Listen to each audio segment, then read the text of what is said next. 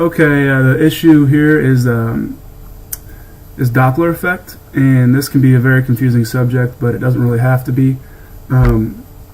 It can be actually very simple if you just get it down, but it's easy to lose track of. The basic formula is written here.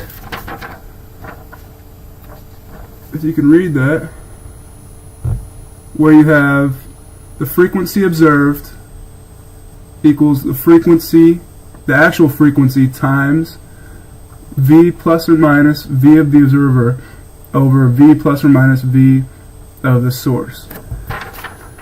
So what we do here is first we approach the top value. If whatever circumstance at hand is increasing the perceived frequency, you want that to be a plus, because that would give you the biggest number as a fraction to multiply by the actual frequency. So if you have two objects coming at each other, they're coming towards each other, the frequency is going to be the highest possible, because you have two things coming towards each other, you're adding these velocities together, the frequency is going to be perceived as the highest. So in that circumstance, first you observe the top number. The top number we want to be a plus, because the bigger the top number, the higher the perceived frequency is going to be. So the top number is going to be a plus, and the bottom number is going to be a minus, because the smaller the bottom number, the bigger the number that you're multiplying times the actual frequency. So in that circumstance, it would be a plus over a minus. The second circumstance would be the complete opposite. You have two things going away from each other. What that's going to do is it's going to decrease the perceived frequency. So what immediately that will do is we'll look at the top factor, and the fact that we want it to be a small number would make us go ahead and make that top number a minus.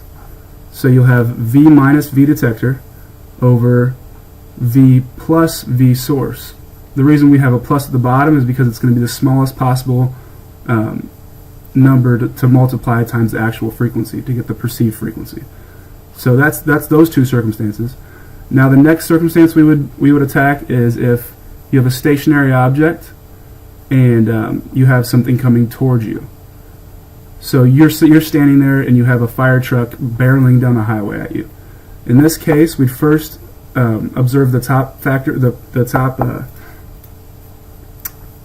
top plus or minus, and we make that a plus because we want it to, because it's obviously going to increase the frequency. And the bottom number in this case is actually going to be a plus as well. If you have something going away from you, the signs are going to be the same as well in this, but you're going to have a minus and a minus. These also work the same way if you're driving behind a car that is going slower than you. You can also approach this as if it is a stationary object, because you are approaching that car, getting closer to it. So it's also going to be a plus over a plus. And the same goes for driving slower than a car, that you're following a car that's going slower, or you're going slower than the car. So you're chasing down a fire truck. The fire truck's going faster than you are.